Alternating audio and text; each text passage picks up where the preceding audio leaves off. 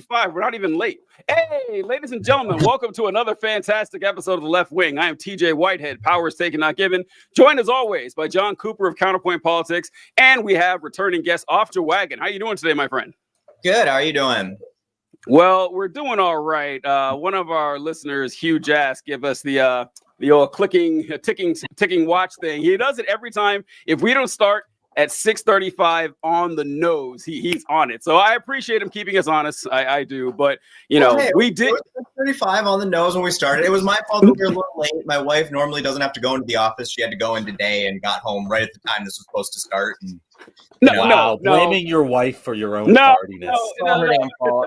Well, the thing is, we weren't even tardy. We started at 6:35, but at 6:35.01, then he sent the little thing there. So I know he loves it. So we appreciate it, Hugh. Oh, I assume Hugh Jass is a dude. I don't know if it's a dude or not. So I mean, going from the avatar there,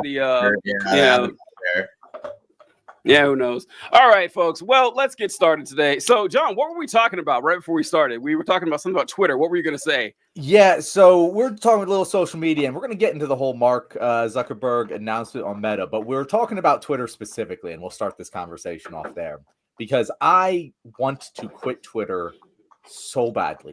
I use Twitter, and it actively upsets me. And I don't mean this to say, because I feel like a lot of people are like, oh, it's just like a conservative cesspool. I don't mind that as much, because part of the reason I still have to use Twitter is to see what the conservatives are saying, because I make content based on what they're saying. But it's still so much better at just delivering moments and connection where everyone is talking about one thing. I just don't get that on any other social media platform in the way that I do Twitter. Even when I'm on Eagles threads, when there's a big Eagles game, I wouldn't even fucking know, whereas on Twitter, I fucking know right away. When a big event happens, Twitter is the place to be. I hate it. I hate to admit this. I just started blue skying today, so maybe that becomes something else, but I just can't quit Twitter because it's still the only thing, as broken as it fucking is, it's still the only thing that delivers the Twitter experience. Do you agree, TJ? Yes, I do. I do agree. I'll be the first person to admit that Twitter is a cesspool, like John mentioned. It is a right-wing slog, left and right. Every other avatar is either like a Greek statue or someone from the Knights Templar or something talking about, man, isn't it kind of weird that writing never independently developed in the African continent? Very strange, right? And it's stuff like that. That's all it is now. But on the other hand, like John said, it's still big enough and has enough people. It's great to get news, honestly. It's still the best platform for news. It is. Which is right. It says you have to know where to go. And if you're new to Twitter, good fucking luck. I don't think you have a chance. But if you've been a Twitter veteran for, 15 years and reliable people who stuck around. And Threads, I never got anything on there. I think I went on it 5 or 6 times. Blue Sky, look, great effort, folks, but it's not Twitter. Maybe it'll be Twitter 5 years from now. That's the thing with the social media stuff is you can't just start your own Twitter. It turns out it's a lot harder than you think. It's not or Facebook or whatever, as awful as that is. But Off Your Wagon, how about you? How do you feel? Do you still use Twitter on occasion? I have almost never used Twitter. I fucking hated it back from when I was in college and it was, starting to really get rolling as one of the bigger social media apps. And I tried then, and I just thought it was the dumbest fucking thing. 140 characters of people that I don't give a fuck what they have to say or think. Made no sense to me. And then, I started getting the social media stuff going, and I gave it a shot again. And that had really gotten into cesspool territory. And I'm everything on here is trash. So I made an account there for the Off Your Wagon stuff, and then absolutely never used it. I think I reposted my links for my own content 4 times. I have gotten on Threads. That was really seamless going, because if you've got an Instagram, you can just instantly be on Threads and have thousands of followers and shit like that, and that worked out. I don't really spend a lot of time on it, but the memes on Threads have been on point. The meme game on Threads is where basically I get all my memes because Facebook has gone just straight boomer memes that have been worn out for half a decade, and everything else is video content these days. So Threads is where the memes are at, I've found. And then Blue Sky, I've been on that for a little while, and I don't know, it's just not the medium that I use all that much. I will say Threads has taken, in terms of politics, Threads has taken over for me. It honestly, depending on the week, it might be my most viewed content is Threads. It's so much easier. Like, so much easier just type out a thread, not have to write out a full script, not have to figure out how I'm going to shoot it, not have to edit it, just boom, hit it. It's so, as a content creator, it's so much easier. And it's very, just to me as a Twitter addict, like that was my social media impetus. Like that was the first social media that I ever used. And I'm not talking content creation, I'm talking like personally as a user. That was the first one I ever did. That is what I relate to the most. We're on MySpace and shit back John in the day. John wasn't old enough for MySpace. Like that'd have been Yep. So I'm 28. Oh man, ouch. Okay. Yep. You got a. I would have guessed we're the same age. So like you got a young face to you. Yeah, how old are you, Ultra Wagon? 34. Okay. All right. DJ's ancient. So but he well, so go ahead, John.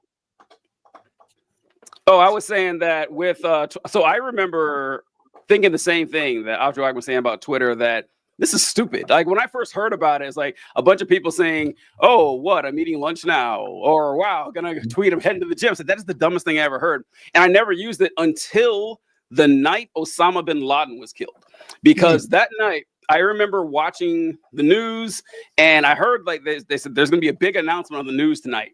I saw that on Twitter. I said, "Oh, that's weird. Oh, what's going on?" Because the news hadn't said anything. And as the day went on, more and more people started tweeting stuff out. And it said, "Wow, looks like something happened in the Middle East." And then people were saying, "Wow, seems like they got a high value target. All right, we've heard this is Osama bin Laden." I saw this on Twitter hours before this was announced on the news, which, I mean, that doesn't sound wild today, but when it was like 2009, 2010, wild. Blew my mind. I couldn't believe it. And then I started using Twitter, and I realized I tried selling Twitter to all my friends, telling them they need to use it, because the way I put it is that Twitter is essentially like, you know how Professor X can read every mutant's brain when he's using Cerebro? That's what Twitter is for news. Essentially, you can see like what people are saying about any topic you want all around the world. Once again, not a banality at all today, but that was shocking 15 years ago. And so that's what got me on Twitter. But I started using it to, quip and tell jokes and shit. And I respected a lot of people on there, following, hearing their clever commentary. And I tried telling people what I liked about Twitter as opposed to Facebook is that, with Facebook, you just got added by your friends or people you knew or people who saw you. But for Twitter, you actually had to have something interesting to say. And you had to be witty enough to keep it with 140 characters. I appreciated that. I appreciated the effort it took into that. So I don't know. I always liked it. And I hate seeing what's happened to it. It's just, then again, all social media. Do we want to just go into Mark Zuckerberg? Do we just want to do that, John? We might as well, right? We might as well. So it is important to talk about Twitter and all the things that have happened in social media, because it's not like Mark Zuckerberg's video the other day was an independent action of his own accord. It's very obvious from the video, and for people who don't know what I'm talking about, Mark Zuckerberg released a video. He said that they are basically removing a lot of content moderation. They are narrowing. Oh, if you want to watch, yeah. We are a visual medium here, TJ. We do have the capability to just let him speak for himself. So yeah, let's hear this. The recent elections also feel like a cultural tipping point towards once again prioritizing speech. So we're going to get back to our roots and focus on reducing mistakes, simplifying our policies, and restoring free expression on our platforms. More specifically, here's what we're going to do. First, we're going to get rid of fact checkers and replace them with community notes similar to X, starting in the US. After Trump first got elected in 2016, the legacy media wrote nonstop about how misinformation was a threat to democracy. We tried in good faith to address those concerns without becoming the arbiters of truth. But the fact checkers have just been too politically biased and have destroyed more trust than they've created, especially in the US. So over the next couple of months, we're going to phase in a more comprehensive community notes system. All right, was not included in there in that short clip because the real one was 5 minutes long. I wasn't gonna play that one, but he also added, "Oh, do we have a dog there? Did we? I just got here." Yeah. But the other one was that he mentioned that the base of operations for the arbiters of community notes and shit. He said he's moving it from California to Texas. No name or organization or anything, but he was sure to point that out. So sorry, John, go ahead. Honestly, given our topic later in the show, pretty prescient move. To move out of California. But so it is interesting to me because the things that he did announce ostensibly are good changes in my mind for the most part. Like the throttling of political content across the board was I was up in arms about it. I think it's terrible, and I'm very glad that they are pulling back on that. Now the question is, do I trust them? Because everything about what he said was very right-wing coded, very cozy with Trump coded. Like just moving from California to Texas, it doesn't actually change a goddamn thing other than making conservatives feel like he is kowtowing to them, which honestly isn't inherently bad. Like as much as I'd like to see a world where that doesn't have to happen, that would be nice. But if we are going to make changes in order to appeal to conservatives, I would like them to be as little substance as possible. That is the exact kind of thing I want us to be doing if we have to deal with them, right? Kind of like renaming fucking the Gulf of Mexico. Like the longer they spend on dumb bullshit like that, the less time they actually can hurt us. But adding Dana White to the board of Facebook, like other moves that he made, I don't trust that these moderation unrestrictions are going to go in a positive way. It does seem like he's trying to make it more Twitter-like, but the thing is, Twitter is a failed business. Like it is wildly successful at doing the subterfuge of the public square. But in terms of a business model, it is incredible loss of money for Elon Musk. It has gained him political influence, but has lost so much money. I don't think Mark Zuckerberg operates Meta with that goal in mind. I don't think much actually changes. I think this is much ado about nothing, but there is concern of all of these social media platforms moving in this direction because, as I said, I think that the real impact of Elon Musk purchasing Twitter is destroying it. I don't think he intended to do it, but it has devastating effects for our ability to communicate because now we have individual fiefdoms, individual walled gardens where we're not even talking to each other anymore. And that's exactly what the Donald Trumps of the world want. And that is scary.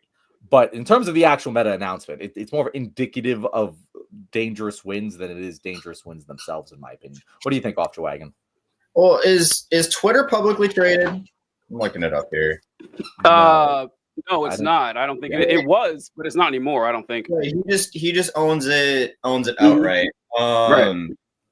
And so the difference there is that Elon can go do whatever the fuck he wants with his, and he's got the money to throw away at it. So to him, it doesn't matter if it tanks. If it's stroking his ego, it's not going to make a difference. And that's why it went from 40 billion that he bought it for to what's it worth, 9 billion now. That's a huge loss. But shareholders aren't going to tolerate that type of loss in Facebook. So I don't even know that Zuck would have the authority to continue marching down the path of Twitter unless it's going to do some sort of investor return. And I don't see it going that way, but I don't see this turning out good. I do think, honestly, restricting on Facebook, specifically restricting political content, wasn't necessarily a bad thing.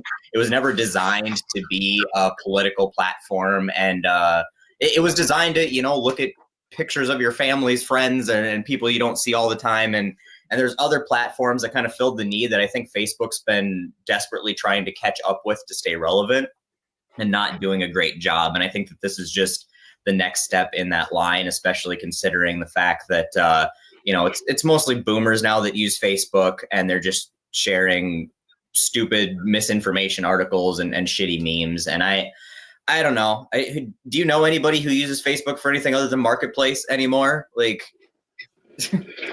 yeah, that's actually what I was gonna bring up when you said we got an echo. Is that all right? When you mentioned about Twitter losing a lot of money since Elon Musk bought it, and I thought, well, how does Facebook make money these days? How is it still profitable? It is an awful social networking platform. It's terrible. The only thing I use Facebook for is I'll post stories to Instagram, and they post to Facebook too. I mean, they just post there, and that was something I'm probably going to stop because we'll get to the New Year's resolutions. But one of the main reasons I wanted to do content was to try to be like a missionary to bring people to the left from all the friends that are right wingers. Hasn't worked all that well, but that was kind of a thing I had there. And off the wagon, I have to disagree with you on something. You mentioned how Facebook was never meant to be a political platform. It was designed for people to share like pictures of their families and friends. It was actually designed to rate women on college campuses. The original. There was still. Yeah, I know what you mean. Going to a public social media site, that was never the intention. Nobody was going to get on a website and just rate their friends' moms and be like, yeah, a smash or pass type shit. That wasn't, you know what? The world would have been a better place if it stayed that way. Actually, I think the world would have been a better place if it would have been. Yeah. The weird thing to me too is, especially on meta platforms, the content moderation has been trash for decades, but not in the way, like, I don't think it was ever politically biased. It definitely was never politically biased towards, liberals or leftists or anything. Like, if anything, it let way too much conservative shit slide. But usually the content moderation, the problems were like, do you know how often I see porn, like advertisements and sex toy advertisements and just random shit that slips through on Meta, on any Meta platform? It's insane, right? I do the content. It has, honestly, like, I'm not trying to be a moralist here or shit like that. It has gotten a lot worse. The shit that's showing on there, it's like it would have never flown 5-10 years ago, especially. And but to Mark Zuckerberg in particular, as we're talking about him, the change to community notes from fact checking, I don't know what that means. I'm gonna be real, I don't, because I'm not sure how the community note system works on Twitter. Where is it just that if enough people say, hey, this is what it is, it just goes with it? Like the majority of the people that comment on that, because that could mean anything could go anywhere.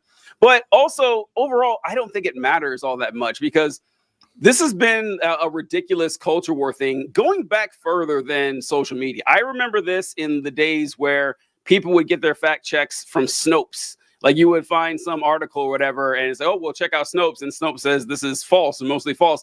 And the right wingers would always say back then, well, Snopes just has a liberal bias. You can't trust Snopes. And I said this till I was blue in the face. Look, you don't have to trust Snopes. Snopes gives you the source where you can check. They never bother because they don't really care. It just goes along with whatever.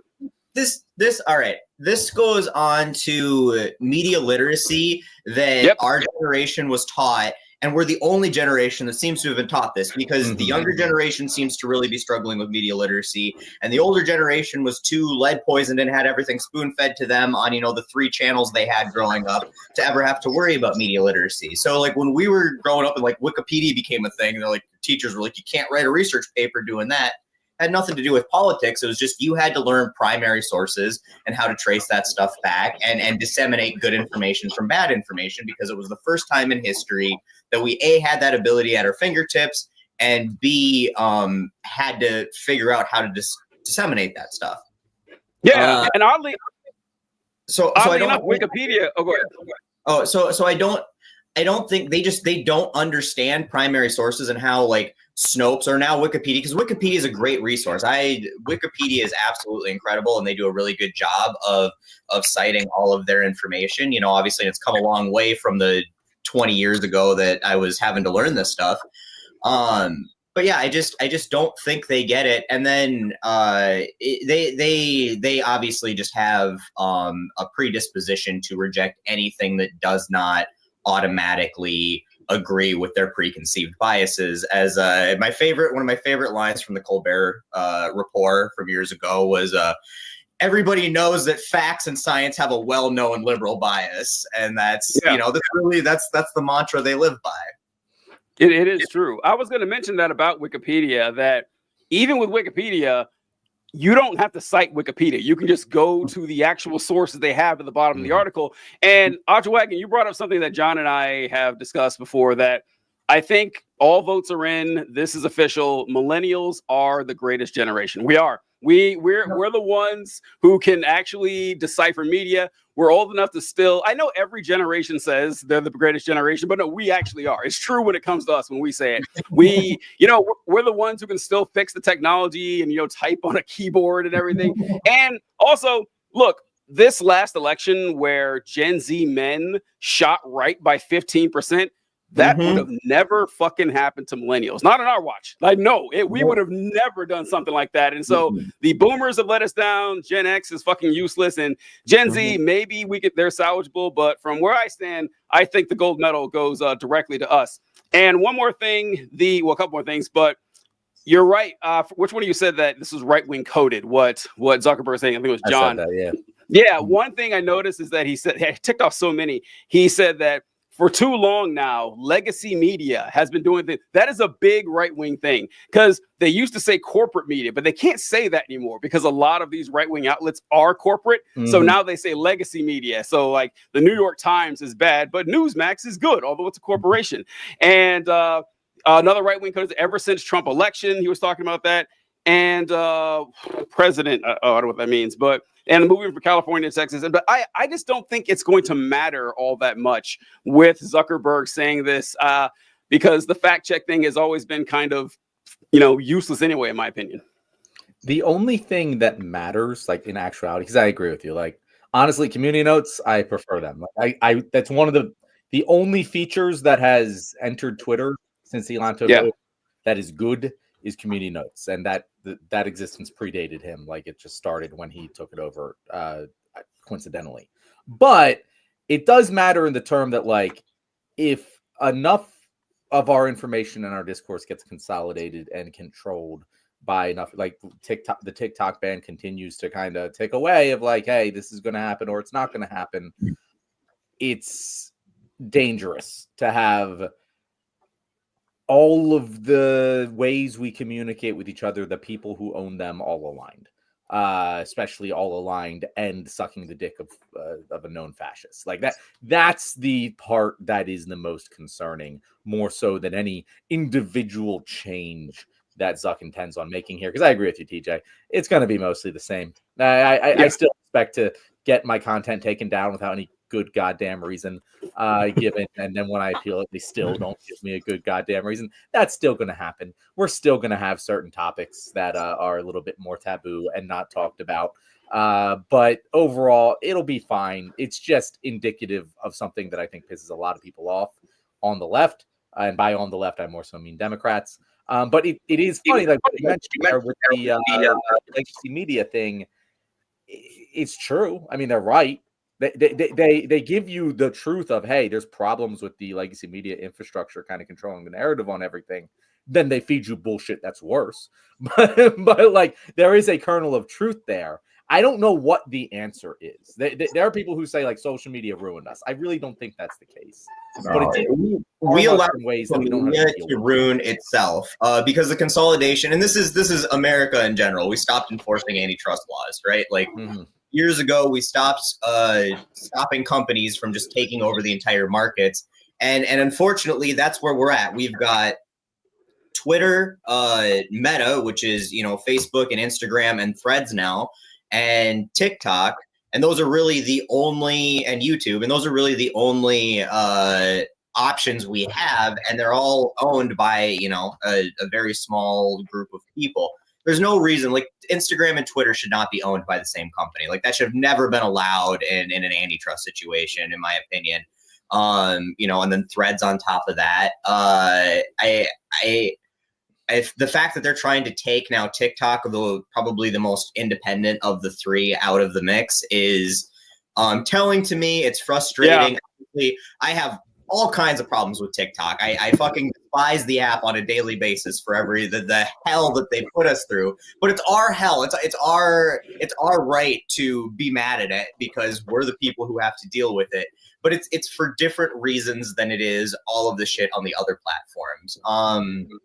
And that's where it really gets frustrating is all of these other platforms do the same shit as TikTok does. They all collect our data. They all peddle misinformation far worse than TikTok. I mean, TikTok, when I go on Facebook, I have exited out of Daily Wire fucking advertisements and say, I don't want to see this shit anymore 30 times. Every time I go on, another Daily Wire ad or something right along those lines of exactly the same shit. I'm like, I'm not the demographic, motherfuckers. Stop. I don't want to see this.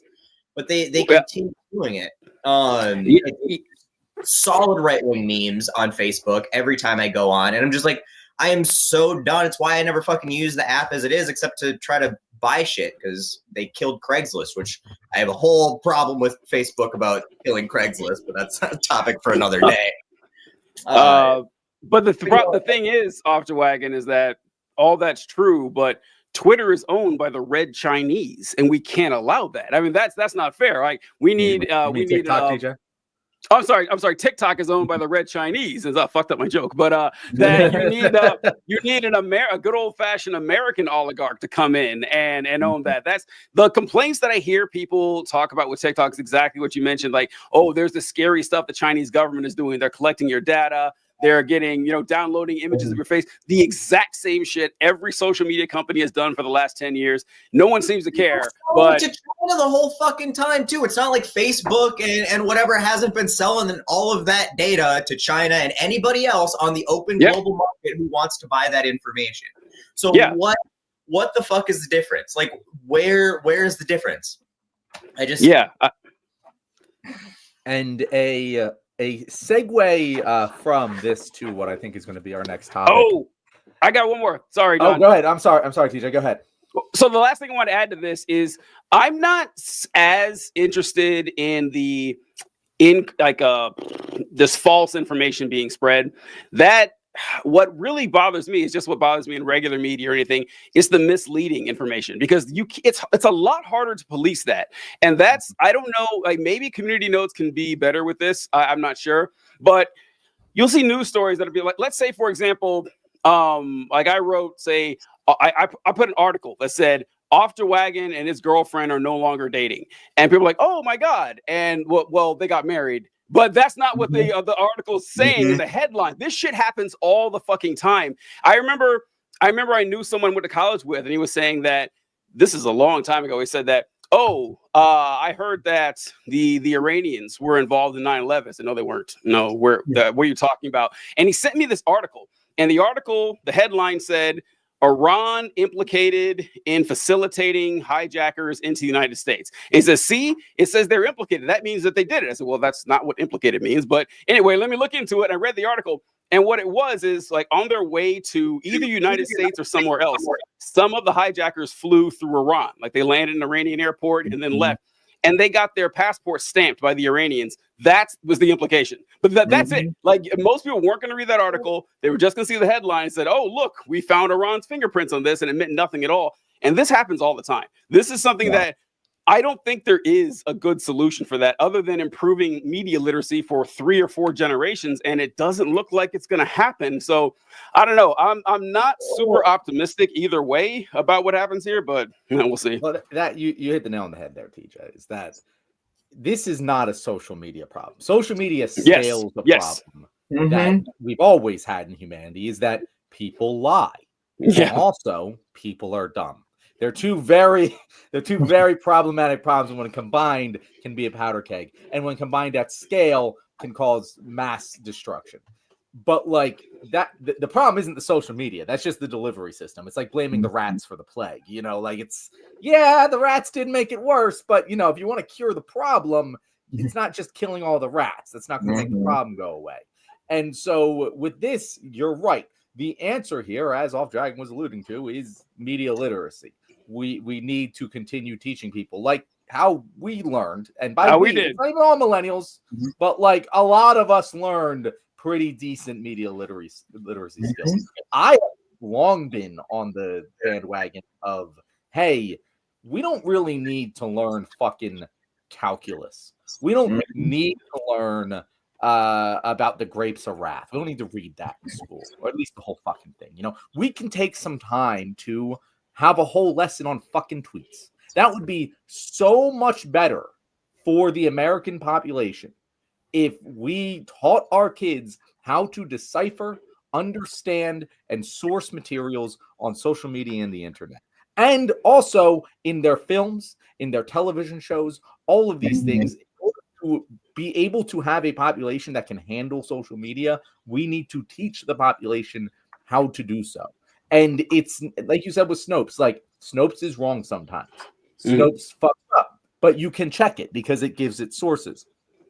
That's the one problem with the social media is like the sources ain't there. And in fact, especially on Meta, they actively discourage you from sourcing material. That is actually something that can be fixed legislatively, where it's like, yeah, no, it should be illegal for social media platforms to deprioritize links outside of their social media ecosystem.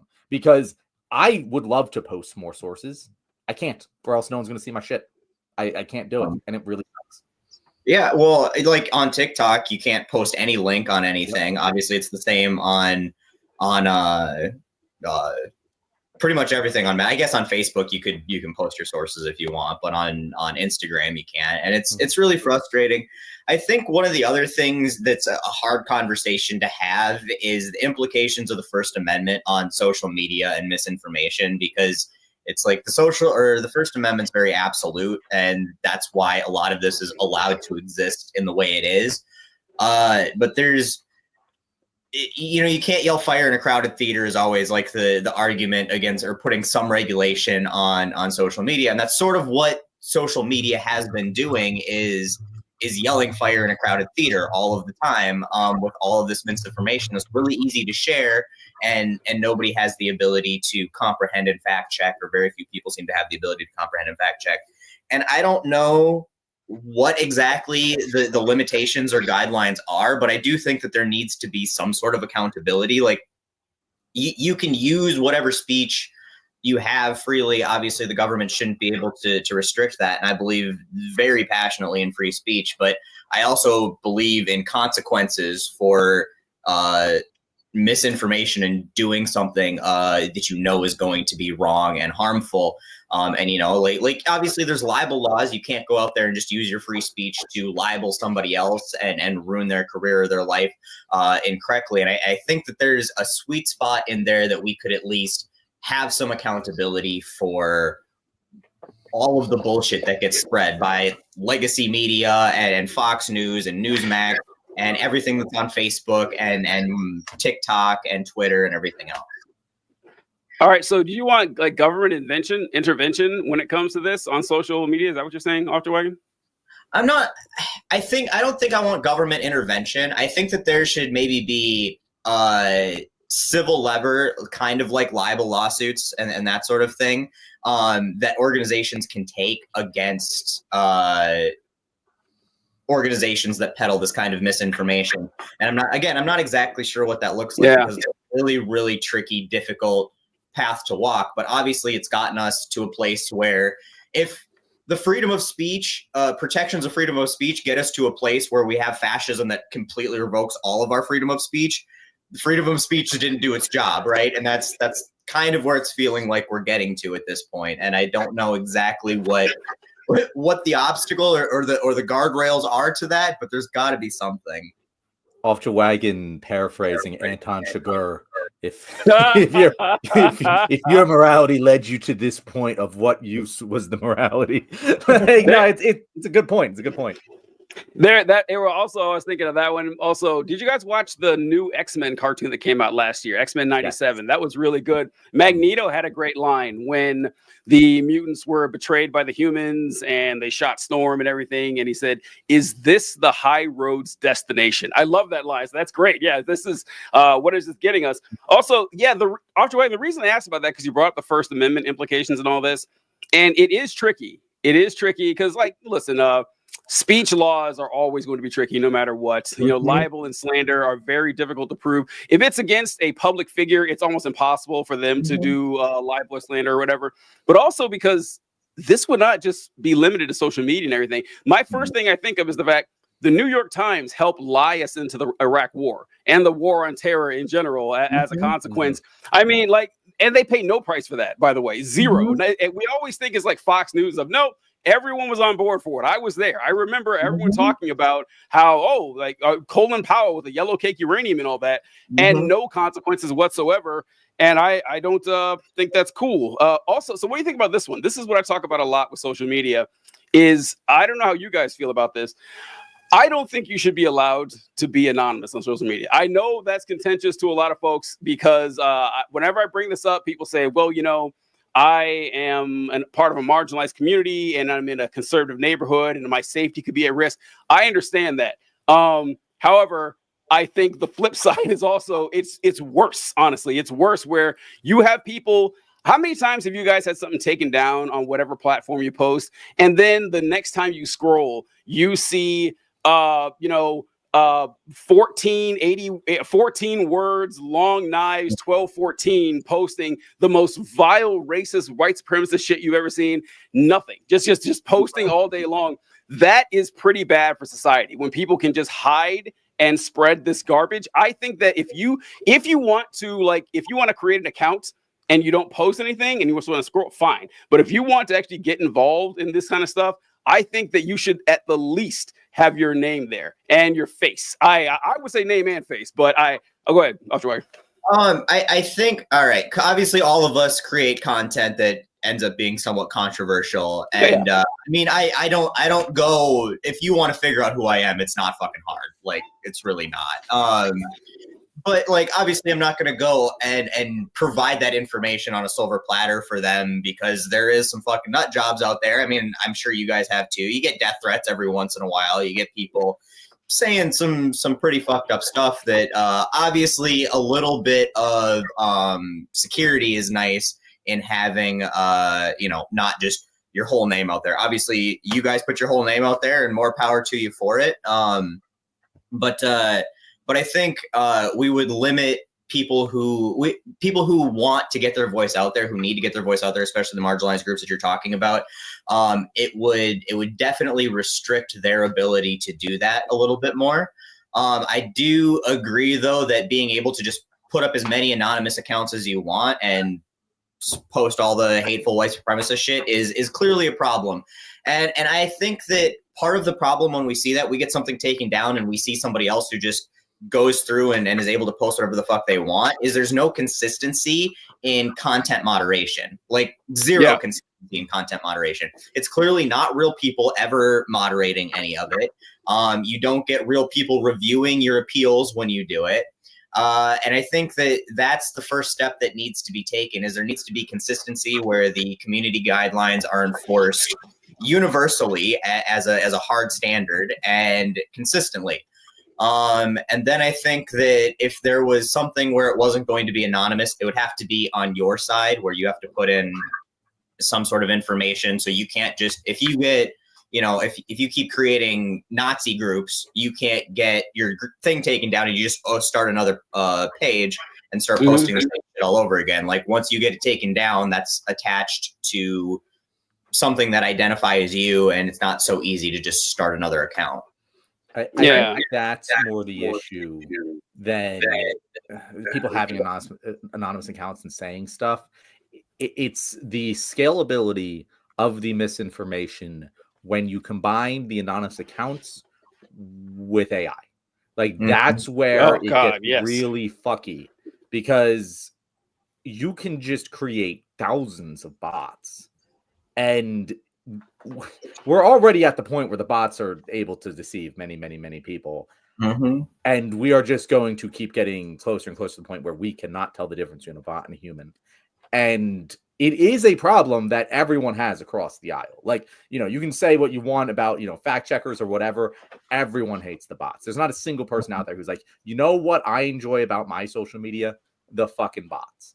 And it would be a very easy solution to require personal verification and a single account. Now, or multiple accounts, because I do, like, I have multiple accounts. I have my personal and I have my content creator. So I do think that should be a thing, but it should be tied to a single person in order. And I think everyone would agree to that. Like, I think everyone would be like, yeah, no, get rid of the bots because they don't have a personal account that they are tied to. And I think a lot of the bullshit that pisses people off, it would help. And the other thing that it would help is the fact that these bots, these AIs, I mean, these things being shoved down all of our throats. Some people like it, the generative AIs. And I will also say, I think AI is going to save us in a lot of ways. I think what we're seeing now is like a lot of the dumb shit, but like the way AI can be applied to medical, technology, and the way it can be applied to a whole bunch of different things, making energy more efficient, all those things, wonderful. It's nuclear energy, right? You get you get all of this clean energy that can power the entire world and could have saved us from global warming, and you also get bombs that can end the world and radioactive waste. AI, it's anything technology with man, but AI is the same way. I agree. Exactly. And the other thing that we've been talking about is the lack of accountability for negative externalities. And what do I mean by that? I mean that when Meta makes a decision that like all of us hate, or Twitter makes a decision that all of us hate, the content moderation for us particular is probably a thing where it's just like your shit gets taken down. You go to try and appeal it. No human ever interacts with you at any point, and you end up just being stuck kicking a wall because no one ever interacted with you like a human being, and no one can ever be held accountable for it. We don't have any levers of power to make this right. And that applies to social media. That applies to insurance. That applies to everything in life now. It's all just fucking AI customer service that we are just being led around like crazy. And we all hate that. Like everyone hates that. And when you combine these factors, you know what you get? You get LA right now, because LA is on fire, and it is all due to negative externalities of these corporations. Because you have just fucking climate change in general. You have these fucking oil companies who knew decades ago that this was the exact consequence of their activities, and they continue to do so anyway.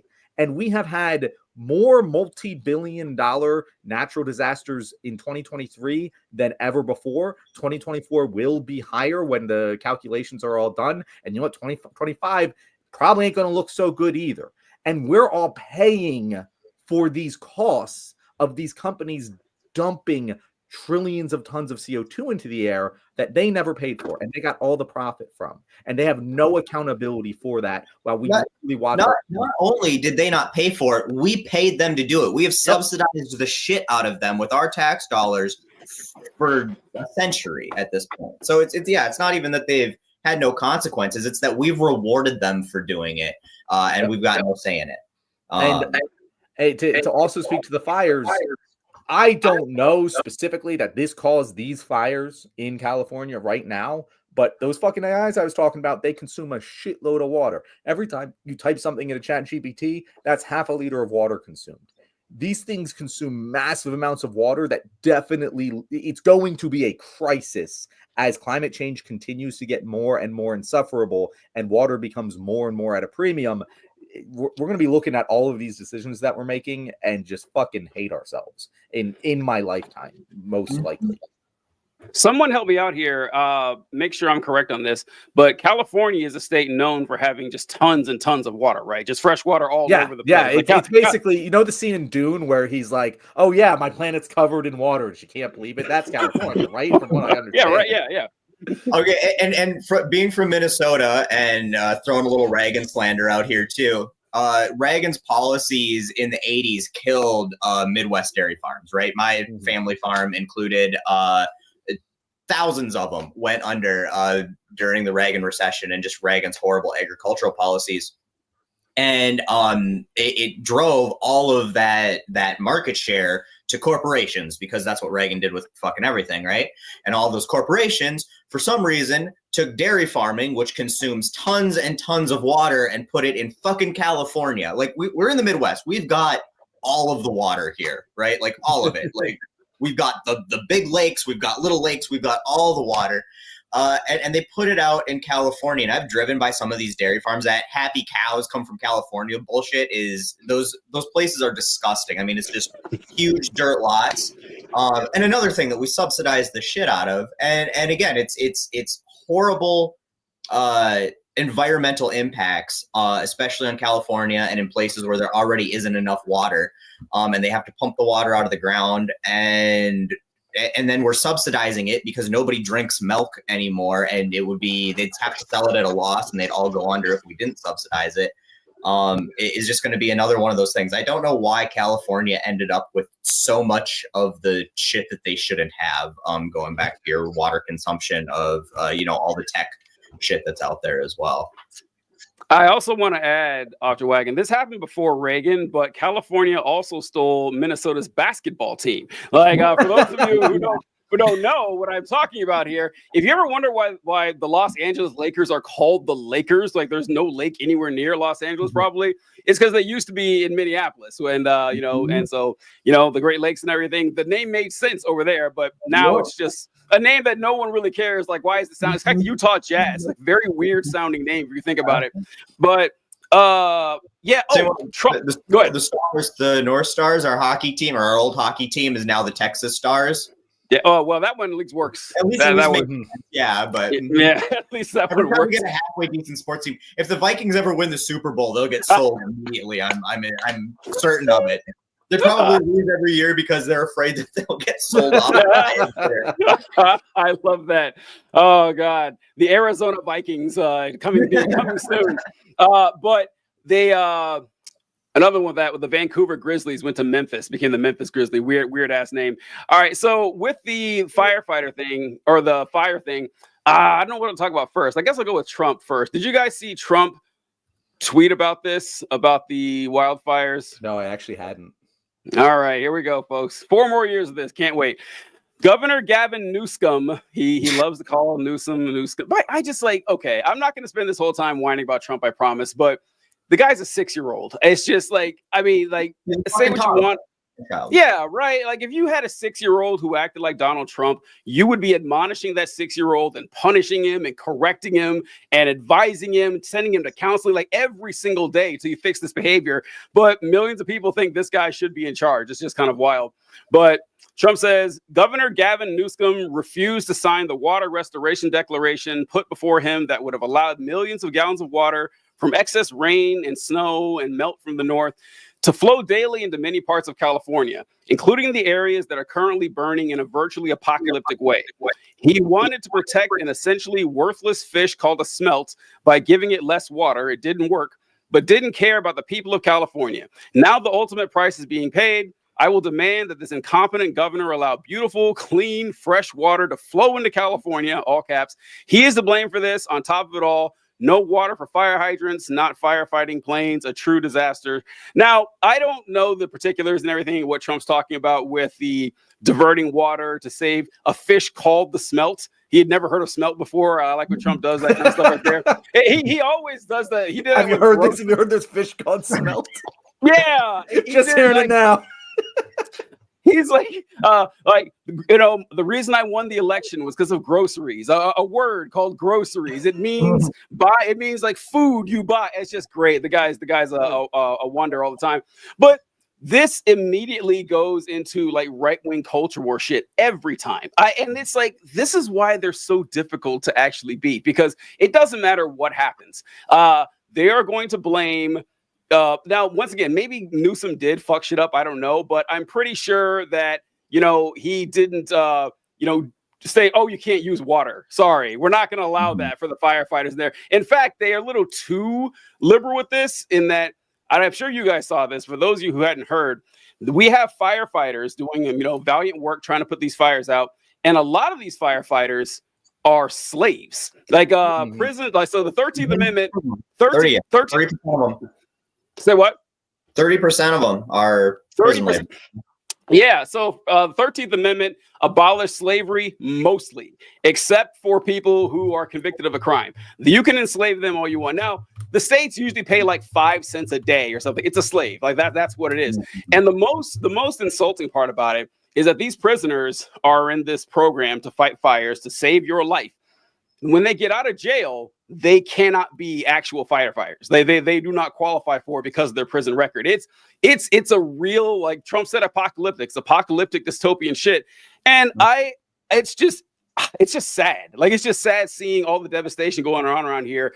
And biggest one I meant to mention is that the Republicans will always find a way to distract from actual issues, like what you guys are talking about, like the diverting from water from places that need it, or corporations getting involved in our infrastructure and not doing a good enough job. How many times do we have to see this? We saw this with the power grid in Texas. We saw it with the power grid in California. We're seeing it with wildfires every fucking year. And now I saw, what's his name? Congressman Tim Burchett, where he said, I guess it doesn't matter how diverse your firefighters are if they can't stop a fire. Like, California wildfires, black people's fault. Like, this is just, it's par for the course for everything Republicans do, and we're gonna be stuck with it for a very long time. It's just kind of depressing. It is really annoying. So good friend of the show, Mark Louderback, popped in here, and I want to address his comment because it drives a particular concern that I think gets confused a lot by most Americans. So he says, are you guys paying attention to California politics at all? The release of water they did last year, the lack of building reservoirs. Can you guys read something outside your echo chamber? And I get comments like this all the time. It's like, yo, didn't you see this dumb thing California did? Bro, I fucking hate California. I despise California. Of all of the states, like if I were to rank the states in terms of how much I personally like them and their politics in general, California would be near the bottom of the fucking barrel. Not quite Florida, but like it's terrible. I hate it. And people are like, conservatives are always like, oh, well, California has all these problems, don't you know? And I'm like, yeah, I don't fucking support that either. They have terrible fucking housing policy. They have a lot of terrible environmental policies. In fact, oftentimes they use environmental concerns as a reasoning for actually stopping progress on a bunch of other issues, such as housing, such as human rights, such as all these different things. And they do this constantly. Kamala fucking Harris, we're talking about the firefighters. She drug her feet in order to keep people in prison who could have otherwise been released, in order to keep them working as firefighters. Yep. It's fucked. They're fucked over there. I hate them. But you know what, conservatives? The one thing I will say is they make more fucking money than you. With all of their problems, with their raging fucking wildfires, with their constant droughts, with the fact that at any moment the entire state could just fall off into the Pacific Ocean if the fucking earthquakes happen the right way. It still is the economic powerhouse of this country with all of that. So, yeah, you're right. I'll totally buy you. There's many reasons to criticize California and Gavin Newsom and that style of democratic politics.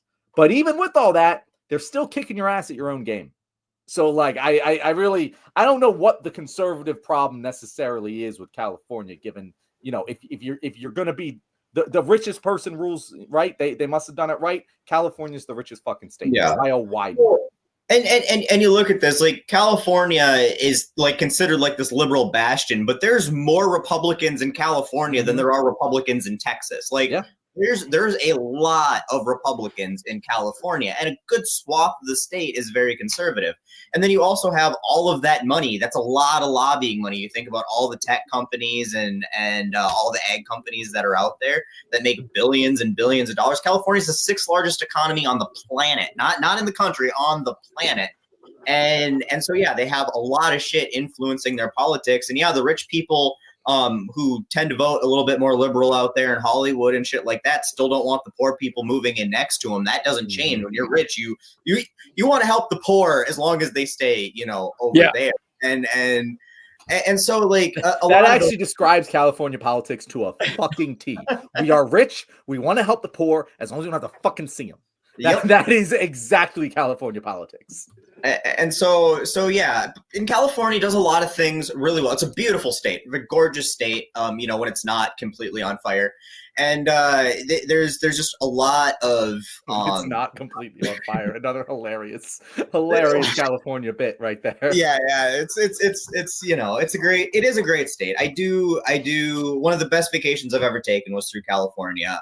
And it's they do a lot of policy really well too, but they do a lot of policy really, really poorly. And again, there's a lot of influences and a lot of money influencing that policy. And the worst fucking Democrats tend to be from fucking, I mean, Nancy Pelosi obviously is, we hate her more than conservatives hate her. So yeah, that's where we're at with that. California also has produced Richard Nixon and Ronald Reagan off the top of my head. So yeah, it has a lot of penance to pay if you ask me. To California. Also, like you mentioned. Oh, go ahead. I just wanted to say on that the Mark's comment there about do not pay any attention to California politics and like you need to get outside your echo chamber. And as a content creator, shit like this about people in the comments telling us what we need to do and what we should be paying attention to.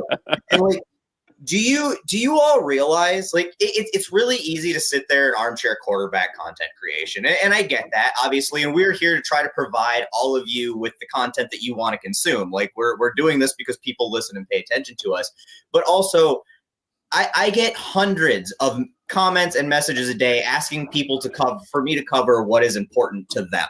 What they think is important. And a lot of it is important. I'm not saying California politics are very important. What's going on in some school district in Iowa is very important. Like all of that shit is very important.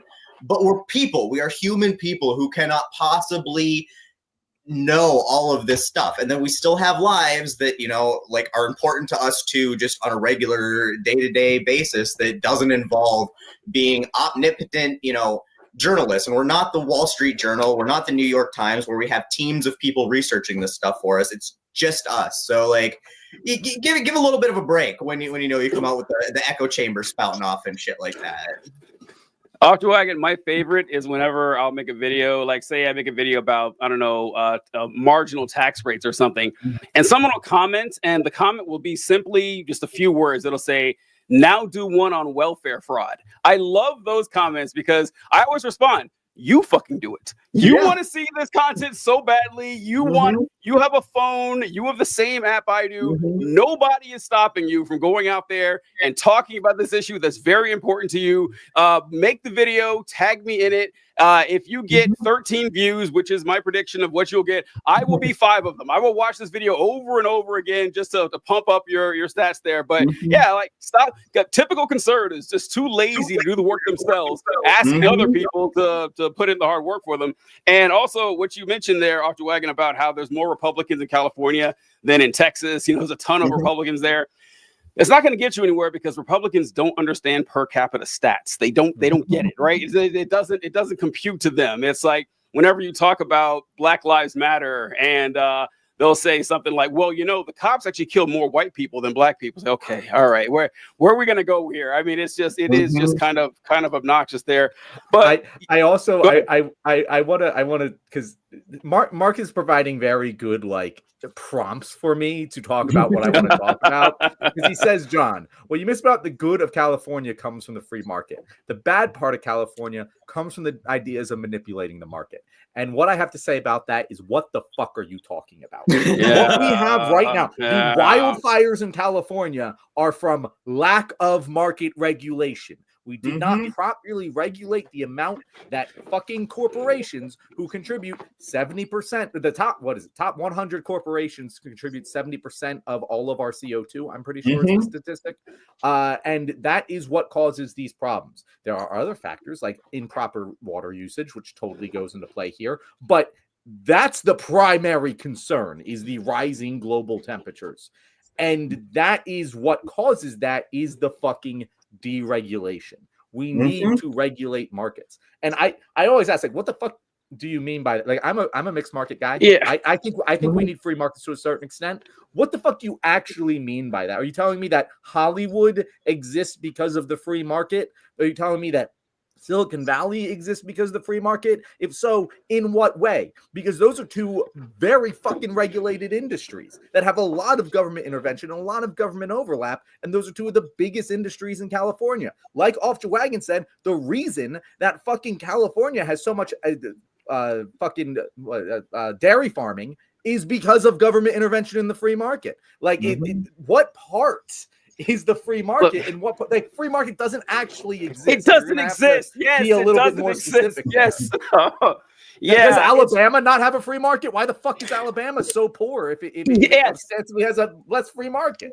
Thank you. This is something I do love that you pointed out Alabama, because every single time these people come out and they're like, oh, the Republicans are the best for the economy, which is just statistically false. Like, you can go through every Republican policy, every Republican presidency, every Republican state, and look at their economic policy and economic performance, and it's dismal. It is trash. It is absolutely horrible by the numbers.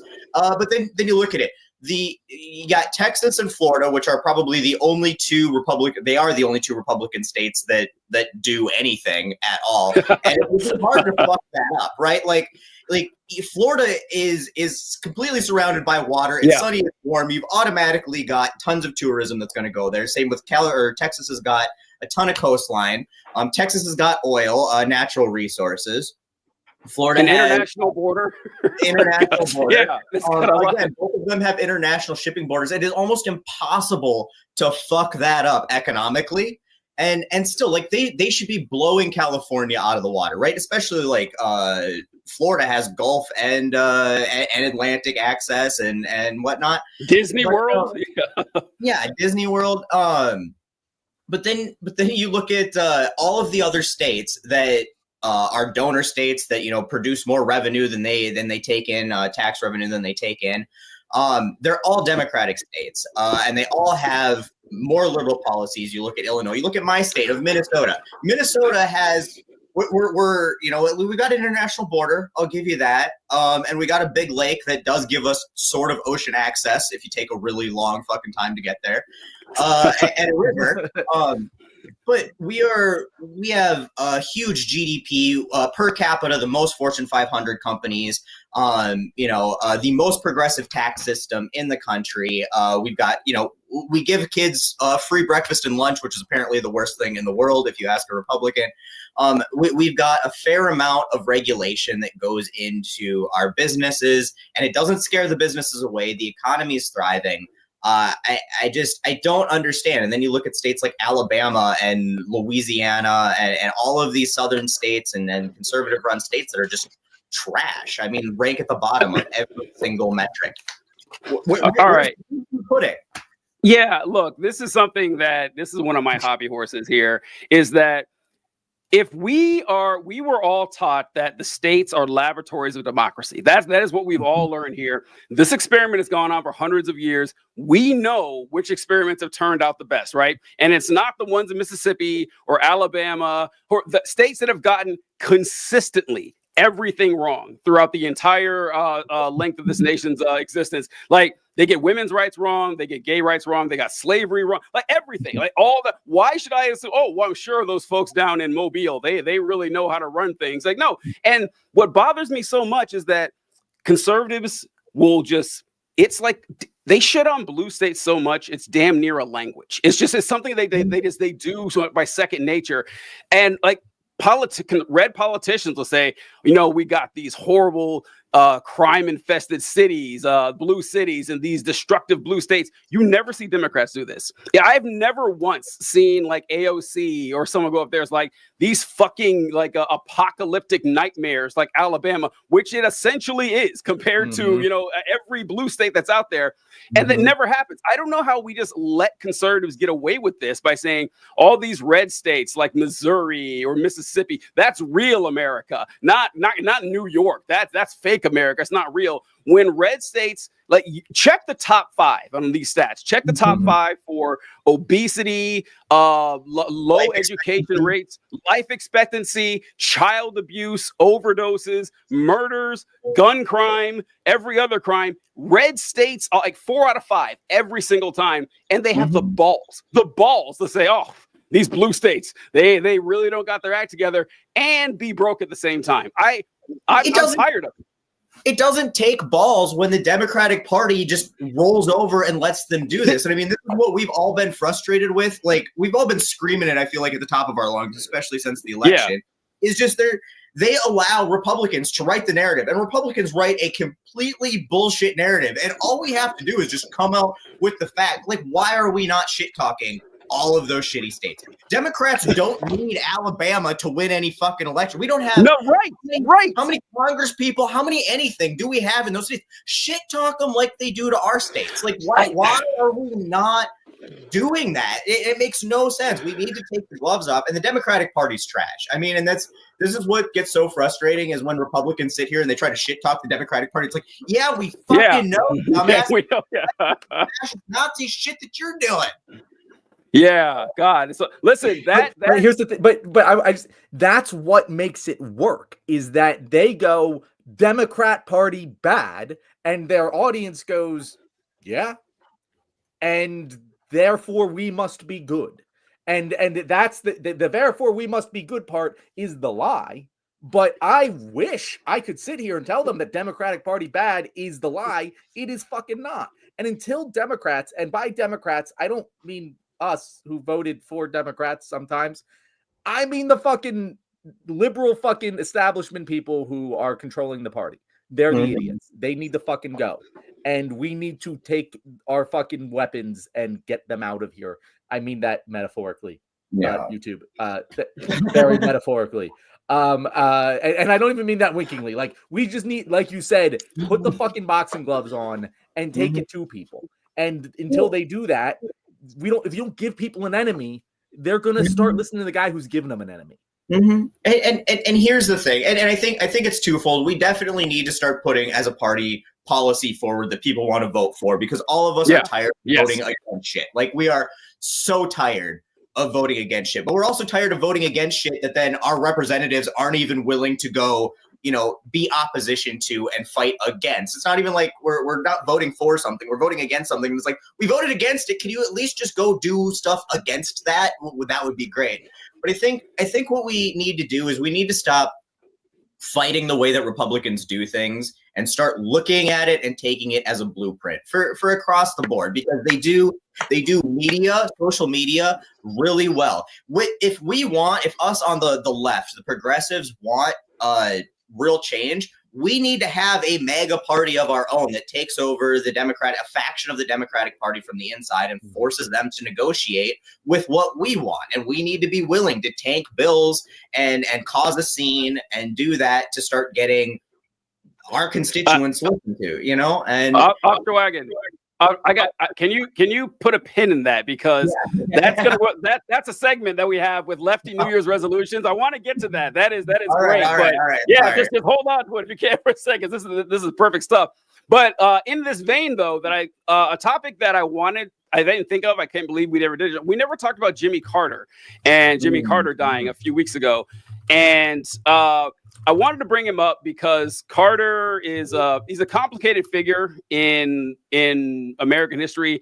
I remember you guys always hear how Republicans say that, all the good Democrats are gone. They say that a lot. The Democrats used to be good. It's the last good Democrat was JFK. And, suspiciously, the last Democratic before the Civil Rights Act was signed. It's very suspicious that he was the last good Democrat every single time. But one they hate, before they hated Obama and even Clinton, I remember Carter. They hated Jimmy Carter so much. They always referred to him, they still do, as the worst president ever. And look, I don't think Jimmy Carter was a great president. I will openly admit that. Like, just looking at the record, I can't say that it was a successful presidency. I think he was a decent guy as far as presidents go, for sure. At the record, you can't say it was a successful presidency. Say what? He took so he took stagflation. He took Nixon taking us off the Bretton Woods system and fucking shit up with Middle Eastern relations and Cold War relations at tension. We had horrible stagflation at the time. He had a lot of hugely unstable foreign policy situations to deal with. He took on one of the worst situations that America has been in, with a possibility for it to get a lot worse. I mean, it could have been war. And he was the only president that we've had that didn't put us in a war. He's the only peacetime president we've ever had. Biden obviously got us out of a war, but he was technically overseeing a war for a short period of time there. And his policies are what Reagan's successes were. Like, everything that he did that Reagan could count as his success was Carter policy paying off. Now, some of it I do not think was the greatest long term. He did deregulate some things that I think in the moment he felt needed or probably were needed to try to wrangle in inflation. But I think that needed to be a short term thing that then Reagan took and ran with. And he had a lot of neoliberal politics, but his administration was putting the country on the right path, and it was only because Reagan's policies took a little bit longer to kick in that it wasn't a complete shit show right away for Reagan. I will die on Carter being a good president. Well, all right, so you asked like why I wouldn't count his presidency as successful. I mean, the first one I go to is he lost re-election. That's the first thing I would say, that I can't. It's hard to count that a success. But you talked about what I was going to mention is that I don't want to make this whole thing about Carter, but the Carter did face the problem. Like Carter, the American economy started to falter in the 70s, like the post-war economy. That's when things started to suffer. And Carter, he had like a Lincoln moment essentially, where I'm not expecting Carter to be Lincoln, obviously, but it's like, okay, this is like, or FDR moment. I can say an FDR moment where here's your time to take on capitalism. He didn't do it. Like he didn't. He's like, nope, sorry, I'm not. Instead, what he did, this is the big blunder that I put on Carter, is that he did not do a good job of leading when you needed to motivate the people. And like now, that's why he lost. That's because America was facing that. Reagan cheated and made sure that our prisoners stayed in Iran until after the election. I mean, let's be honest, he lost because Reagan committed treason and then cheated in the debate. I think he still would have. But anyway, but I say that, the messaging is that I'm not saying Reagan had good messaging, but his messaging made sense when it came to motivating people to vote for him rather than just against your enemy. And so Carter's speech was, listen, we need to tighten our belts. We need to, restrict our spending. We need to wear sweaters when it's cold. Reagan's messaging was completely opposite. It was all, fuck that. We are the United States. We're the best. Look, of course, what Reagan said, but most of it was, and it's black people's fault. I'm not saying what Reagan did was good, but I'm saying when it comes to rhetoric, he got his ass kicked. And I think he would have lost either way. Yeah. Well, yeah, I don't know that he would have lost. The Iran hostage situation is historically what most people agree did him in. The fact that they were going to release the hostages, and then Reagan, through back channels, had Iran hold on to those hostages a little bit longer because they were a fan of Carter, so they were readily willing to agree to do that. That is, I think, ultimately what did him in. It's really hard for an incumbent to not win re-election, even when the odds kind of seem against them. So I think he would have won, but obviously, it's anybody's guess at this point. You can't redefine history. But I do agree. I don't think that Carter had the best rhetoric. He was a little bit more soft spoken, and he's always led by example, and he did the work, right? And that's what he was doing. He did the work his entire presidency, and that's what made him a really great president. Rhetoric and what makes you a good candidate and what makes you a good president are two very different things, as we've seen. And Reagan was an excellent candidate. He's a fucking actor, and he got out there with his, this town ain't big enough for the both of us bullshit. Yep. Put on the cowboy hat and did his old B-movie shitty acting shit, and people ate that shit up. But he's a horrible, horrible president, and it's the same thing that they've done with Donald Trump. And that's really what it comes down to. Is it's rare you get one or the other, but unfortunately, to win a popularity contest doesn't mean you actually have to be good at the job you won the contest to do, and that is true. Guys, I gotta take issue with what you're saying here, because I'm the youngest one here, right? So God, yeah. I'm the farthest attached from. There we go. Presidency. But what you're telling me is that we had a president who was doing relatively good domestic economic policy, which did end up making Americans feel economic pain through no fault of his own, but through the need to address broader economic systems. And then he went up against a actor of a politician who ended up doing insane damage to this country because he was bad at messaging his accomplishments. That just sounds very Oh, and by the way, that president also rose to power off the backs of fucking racism and telling people to blame minorities for their problems. It all seems so unreasonable looking back at it now in 2025 that it's really tough. The good news, John, it has never happened since, so don't worry about it at all. We can rest easy at night. I'll get to my point real quick, but I wanted to pull up Alex here saying, but could you beat him in a fight and or would you date him? So for those who don't know, I have a series on TikTok called Can I Beat the Shit Out of This U.S. President? And I go through naming all the presidents and saying whether my fighting odds are against them. Yes, I did beat Jimmy Carter in a fight, but I mean, come on, look at the guy. But okay, what I wanted to mention was with Carter's recent death was that this is something that annoyed me. I don't know if you guys saw the videos from Carter's funeral. And did you see this video here? This short clip. Let me see. It's Trump and Obama just yucking it up, just telling a few yucks, just a couple of dudes being bros. And I saw this, and you know, they say it's a big club and you ain't in it. As like it's a big funeral and you're not invited. That's apparently what's going on here. But I brought that up because of what you guys mentioned about the Democrats and that it's very hard to keep the fire burning when you see this from the Democrats, right? Like, I get that there's only like a few, like 3 or 4 living presidents now, and that's an experience that only they can relate with.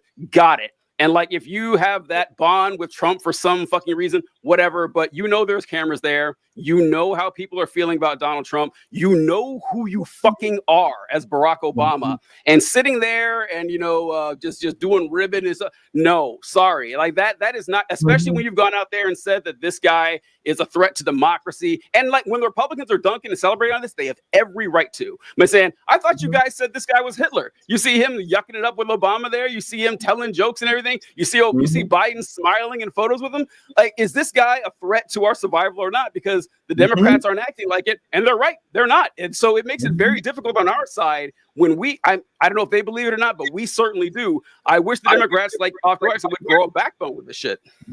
Well, and that's as content creators been the problem, like this entire campaign season, right? Like, we're trying to fight to get their message out, to be like, this is why you need to vote this way. This is why you need to get to the polls. This is why you need to rally your neighbors. This is why you need to vote down ballot. This is the policy that's important. And then they make us defend them constantly on shit. Just no fucking reason to have to like first of all, you're not even paying us for this shit. Like, the Republicans are out there paying content creators across the board to just peddle whatever shit they want, right? Like, we're doing this shit for free, and it's like the least you could do is just make it so I didn't have to work harder to defend the dumb shit that you're already doing. Like, because I can't do it. I can't defend this shit. And I can say, like, yeah, that's wrong, and I don't believe that that's what we should be doing, but that it's this option or Nazis, literal fucking Nazis. Like, that's the two options, and I'm so done with the Dems. And to you know, further this point, it's really upsetting to just watch them not only do dumb shit, but just totally capitulate to the conservative side of so many issues. For example, immigration. And we've been talking about this for a while now, but like the way that Democrats over the past 4 years, like when Trump was in office, it was kids in cages, they were saying the right things, all this. Biden takes office, does 90% of the same shit Trump was doing, and gets criticized for it by Republicans, and Democrats go, you know what the answer to this is? To do more of what the Republicans want. And that is literally what we're seeing. The first bill passed by the new Republican control, I guess it was Republican controlled House, but you know, whatever. And I actually didn't see if it was passed by the Senate today.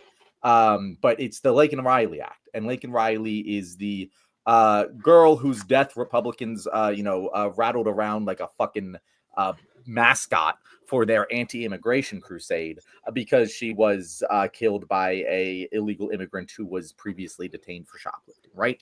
And this Laken Riley Act, what it says is we're not going to address any of the actual problems with immigration in this country. We're just going to make it so that when local law enforcement arrests a illegal immigrant, they must detain him potentially indefinitely and so that he can be deported. But also, we are not going to give any money to these systems in order to build detention centers. And so they're basically just going to become concentration camps. And fucking, I think 40 Democrats voted for this shit in the House. And it's like multiple senators, fucking John goddamn Fetterman is co-signing it and acting like, I don't know why you guys are getting all upset. And it's like, yeah, because I believe in fundamental human rights. Mm-hmm. And I don't believe someone should have a different penalty for a crime because of their immigration status, because that isn't equality under the law. And the obvious detrimental effects of this is it's empowering the Republicans to create the concentration camps they want to fucking create. We should be dragging our feet and preventing all mass deportation efforts. And they're fucking not just failing to defend people, but actively joining the side that's doing the harm. And it's like, fuck, I feel incredibly discouraged. As much as I feel encouraged by the incompetency of the Republicans, I feel incredibly discouraged by what I'm seeing from the Democrats. Yeah, it's and that's the point right there. Is if it's Republicans, it doesn't matter if Republicans agree with the bill or not. If Democrats are trying to pass it, they're against it, right? Mm-hmm. And Democrats always move to the right with Republicans. Well, we've got to reach across the aisle. We've got to, and it's like, oh, this talking point seems to be resonating with Republicans who they're always worried about trying to get votes from for some fucking reason. And so they just run hook, line, and sinker after it. And immigration was the perfect example. But it's like, we need an opposite. You need to have some different policy. Like, if you want to go with them on this policy, just become fucking Republicans at this point. What are you doing that's any different than the policy that they're putting up? Because that's all this is. The Lake and Riley Act is a fucking joke. And so was the whole immigration bill that Biden put up. That Republicans, it was everything they wanted that they tanked. And like, I'm glad that they tanked it because I thought it was a horrible bill. But like, the Democrats handed them everything they wanted and they tanked it not to give Democrats a win. And why the fuck were Democrats doing the opposite of that? Why were they not going with, you know what, we should have more open borders. We should be inviting people in who can contribute to our country. We should be defending people who've spent their whole lives here and have contributed, to the United States of America as dreamers and like stuff like that. They don't do that. They're just like, yep, we're just going to go do this. But Republicans will never hesitate to do that. I mean, I don't know.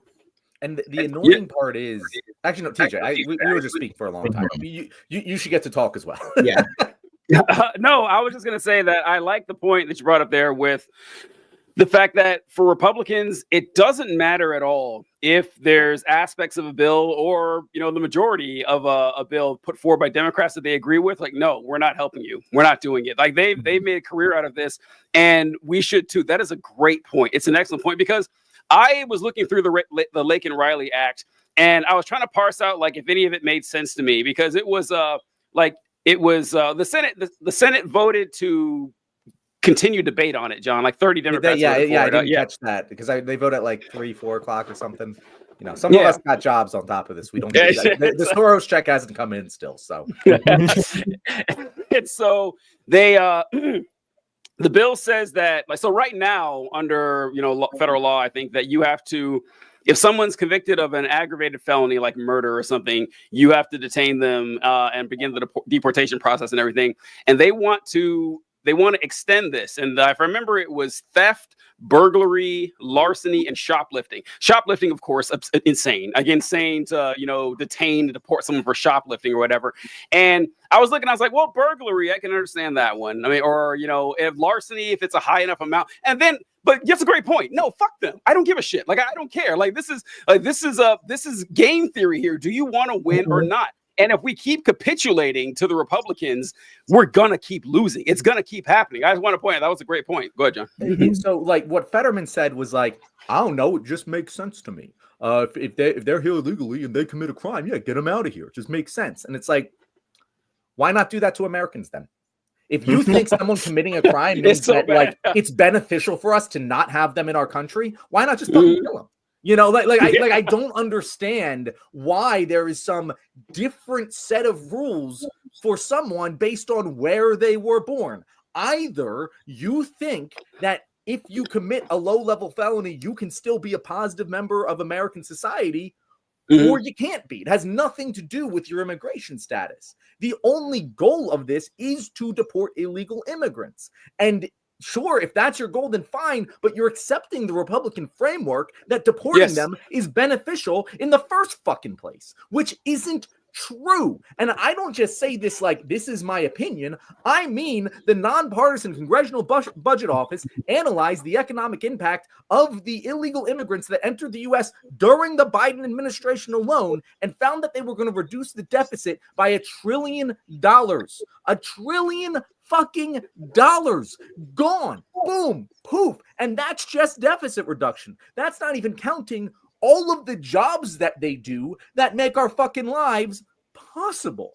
And so it's just by capitulating to this, you're accepting their framework. And people always say, oh, well, the American people are just anti-immigration. Bitch, that's because you're the one who's supposed to tell them otherwise. You're the leader. Go out there and lead. And on top of that, then the Lake and Riley Act is a perfect example of this. It's focusing on immigrants are criminals, which is a completely bullshit assertion statistically. They're the most law-abiding people in our country across the board, which makes total sense. Obviously, if you are in constant fear of being deported after you probably risked your life to get into the country to begin with, the last thing you're going to do is try to draw attention to yourself by committing fucking crimes. So they took the one time they could find something egregious enough where it happened, and they've made this a pedestal thing. And why the fuck aren't Democrats dying on that hill of no? If we were going to start deporting fucking criminals, let's start with all you fucking Republicans, because you are the most corrupt, criminal, fucking felonious people on the goddamn planet. But no, we're just going to again capitulate and allow this narrative of complete and utter bullshit to move forward through the Democratic Party for no fucking reason. What is there to gain? And every time we give them a little bit because they never play ball with us, that's always a win for them, and it's never a win for us. And this is why the ratchet effect is real. Yeah, it kind of, to me, it goes to, one of you guys mentioned something, what I read it down here about like the no substance. That's what it was, about having no substance to your political beliefs. And that seems to be true with a lot of just MAGA folks. They know the because honestly, look, I don't believe that your average person thinks that shoplifting should be a deportable offense. I don't. I don't. I mean, the most insane MAGA person, I think if I sat them down and asked them that, they probably say no. At least, then again, maybe I'm wrong. I've been wrong before about these folks. Maybe a lot of them are that crazy.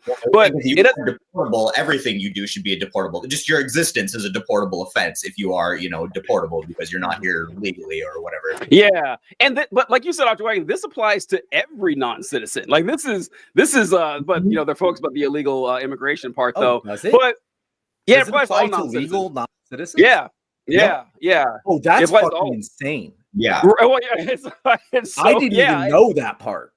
Yeah, it's every non-citizen would be under this jurisdiction. That it's like, because you're like on a probationary period, I guess, until you're an American citizen, for years, and you fuck up, they can get rid of you at any time. And this just adds to the list by putting fucking shoplifting on there. But yeah, can you imagine, I just want to say, can you imagine you're just a fucking tourist?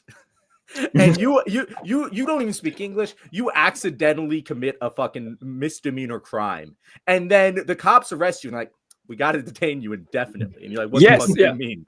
Like, what is this fucking? That's fucking like when people talk about like communist Russia, they talk about like what China does. That's what the fuck it is. That's exactly what I fear about going to China. Of like, oh well, if I say the wrong thing, I could just be thrown in prison for the rest of my life. I don't even know how fucking true that is, but apparently that's what they're trying to do here in America. Yeah. I have been to China, and I had that thought when I went there. It's not like that, actually. It's actually kind of pleasant. I know that's propaganda, and I know it does happen, but like I know it's mostly just propaganda is like making that fear in my mind. But Yeah, unlike in the United States, where we have the highest criminal population by raw numbers and per capita on planet Earth.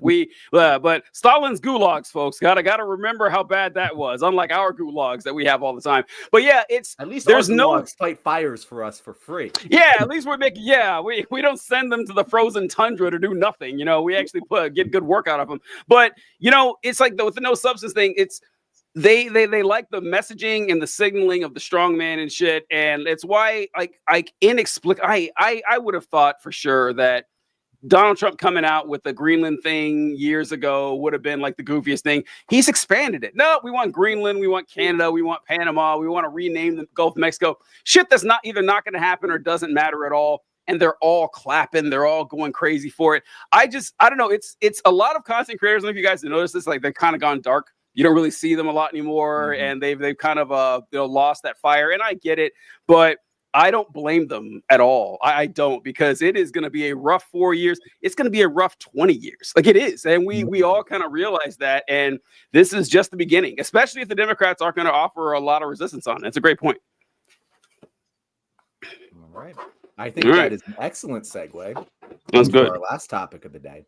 Or actually, before we do that, TJ, I have a question for you guys. I haven't spouted this out anywhere, but I want to get your guys' take. Sure. Speaking of difficulty, keeping the fire, all that. I feel like Luigi's gone. I feel like all of that fire and energy has dissipated. They've successfully drained the fucking swamp on that one. Do you guys feel the same way? I saw a post about this just today where someone was talking about how like it was kind of conspiratorial, but I was like, they might be onto something, where they said that, have you guys noticed you haven't seen a lot of stories about Luigi Mangione lately? And they said, I think the ruling class kind of figured out they're never going to paint this guy as a villain. So they said, we're just not going to cover it anymore. Just don't talk about it. It's just working. It's working well. Yeah. And I was like, ooh, as far as conspiracies go, that one makes sense to me, because they tried for weeks to say this guy is a monster. This guy is like the first domino for the downfall of society. Eric Adams did that commercial praising the fucking pig that arrested him at McDonald's. They put the old man who spotted him at McDonald's on TV. They had Pierce Morgan and whichever Cuomo was on TV talking about, wow, this guy's a real problem, and it didn't work. Like nobody bought it. He became more and more popular, more and more famous. And they're like, all right, we're just gonna shut the fuck up about this and let this ride. So yeah, I have noticed that too, John. What about you, After Wagon? I mean, I think it's definitely calmed down a little bit. I still see stuff popping up about it on social media and whatnot. We've got to remember though that Americans and just society in general has the attention span of about 34 seconds, and then we're on to the next thing, and that's just a natural cycle of things. So it doesn't surprise me that it's subsided kind of from its height, as we're in a lull, like nothing's exactly happening at the moment. But I do think that when he starts going to trial and stuff, this is going to pick back up again, and it's going to be a second wind of it. And I think that that's a good thing, because you can't keep that level of hype consistently for an extended period of time. And I'd rather it lull now and come back with the trial and like, oh yeah, this is the shit that we're fighting for. And again, to get that reminder going. But I just today saw a video of a guy talking about how apparently he's in the same prison as Diddy and like they haven't crossed paths. But according to this content creator, Diddy's like super pissed that all of the inmates like Luigi more than him and shit. So like people are still talking about it, whether it's true or not.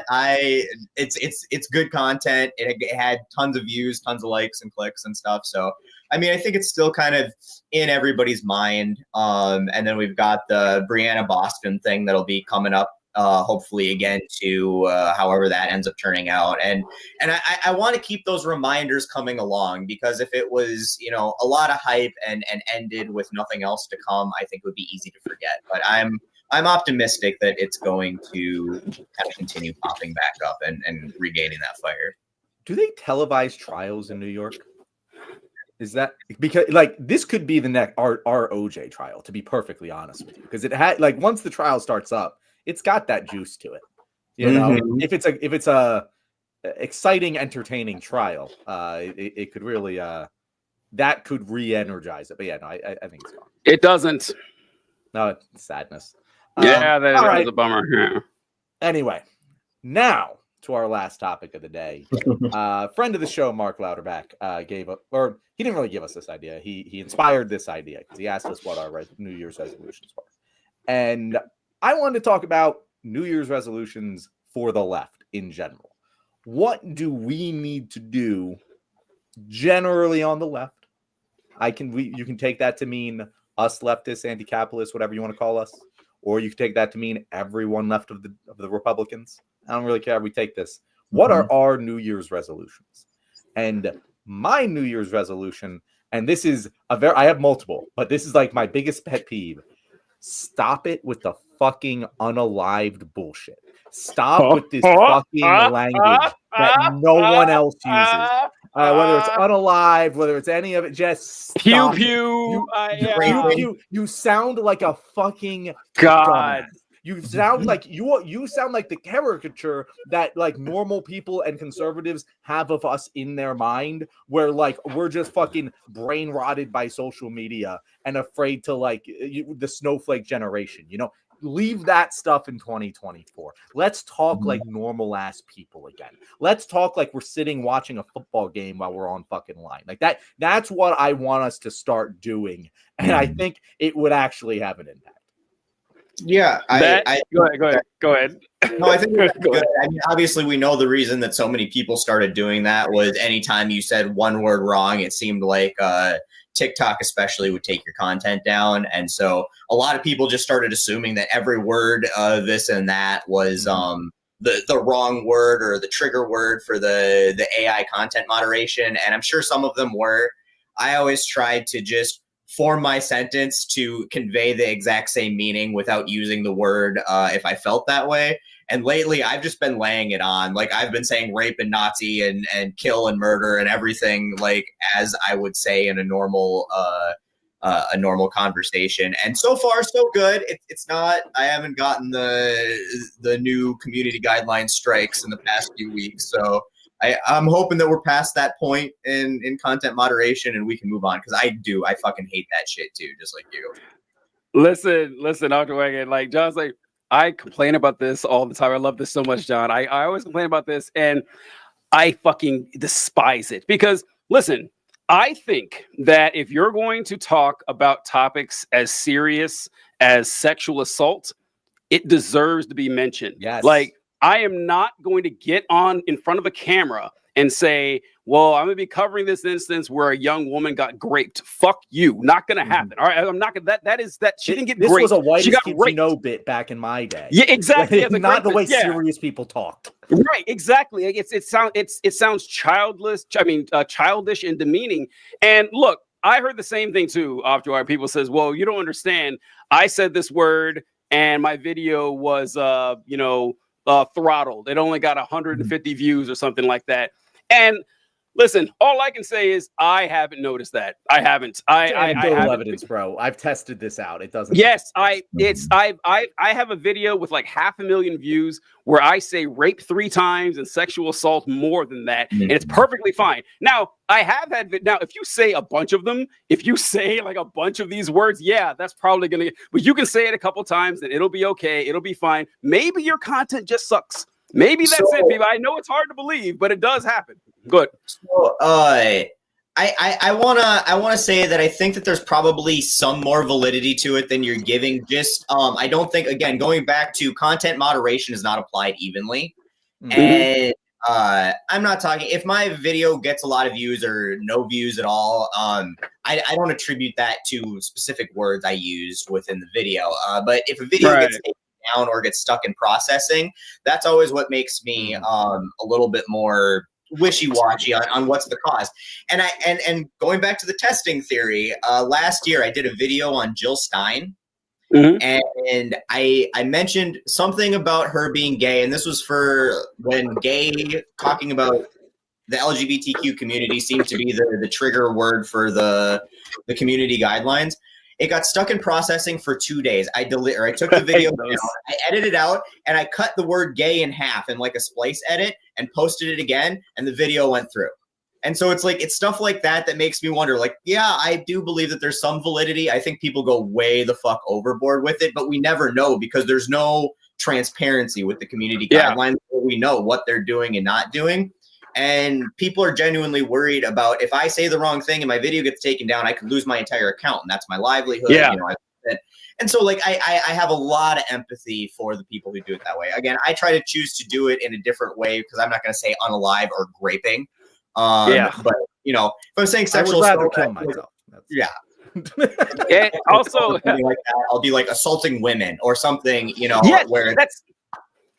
Of course, like that's well, real quick before I meant that, because like I was talking about how you can say it, because there are ways to do it without sounding like a 3-year-old. Is that there are things I have noticed that will get saying Hitler will get my videos taken down every time. Like if I mention Hitler at all, I say it all the time. Oh, so yeah, if I say it, like I've had multiple videos where I did the same thing, Mhm. where I took out the word and it was fine. If I talk about the Ku Klux Klan, those videos are always like in war threat of being taken down. But I found, like you said, I found find clever ways to say it that outside of unalive. Like you could say passed away. You could say, you could say like shuffled off this mortal coil if you want to get, poetic about it. There's a lot of ways you can say this stuff without saying, pew pew. It's just ridiculous. Firearm works fine. Anyway, but yeah, that's a good one. TJ, I just want to add, I agree with you off to wagon. I'm not just talking about content though. I've heard people say these words in real life. Like no. Oh yeah. See, you guys, no. if you guys went to college at the time I did, you would have heard these words constantly. That's bad. Like, no. Yeah, essay, like you just say essay. If you say unalive, you say, and people still, say whatever words they want. But if you were in like a more formal setting, or especially a left-wing space, you would hear it constantly. Oh, it was fucking disgusting. Wow. Well, I punch people at that point. Well, if you say unalive to me in real life, like unironically, yeah, I'm right to the Well, this makes it a lot trickier now because that's how I feel, but I've seen this so many times over the years. I remember when people started saying LOL in public or OMG in public, stuff that you never said out loud, you only typed, and now they say it a lot. And this happens all the time. The word bae made people really angry for a long time, and now it's just something people say. 10 years from now, unalive just might be part of standard lexicon. There's nothing weird about it at all. And I don't want to be that guy that's like, oh, this isn't how the way I said it growing up, and it might be, but old man, fuck it. I'll if you say LOL or OMG in real life, I'll still be that grumpy old fucking man. Get that off. I ain't listening to this bullshit. You have to at least do it with a sense of palpable irony. Like you have to be joking with your OMG. Like it has to be a caricature. It's a joke until it's not, right? I'm sure this has happened to you guys where you started saying things like jokey and ironically, and now you just say it. I said fam that way for a long time. Like when people first started saying fam, it said a joke. Now I say fam all the time. No irony whatsoever. So I just think back. I'm not going to do this again, but I think back to this essay I saw by I think it was Jonathan Swift or Alexander Pope, one of the two, from like the 1600s or whatever. And it's this long screed where he is enraged at the fact that young people are saying beloved and not beloved. He says, no, it's beloved. Beloved is a ridiculous way to say it. This is the downfall of our language. I'll not stand for this shit. Hilarious to look at, in modern times. But I'm that person too in a lot of ways. Like as funny as it is, I'm that person too. It's just part of aging. Like, and I'll embrace that part of being a grumpy, crabby old man. Like that's the worst our generation gets about shitting on younger generations. We're doing pretty fucking good. As long as we don't like completely tank the housing market and the economy and destroy the planet. I think they can give us the giving a bit about saying lit and shit like that or whatever they say nowadays. And not to belabor the point, but what we're saying about like unalive is not just old man yells at clouds. It's what TJ said. It's that it takes away gravity from the very serious words that we're saying.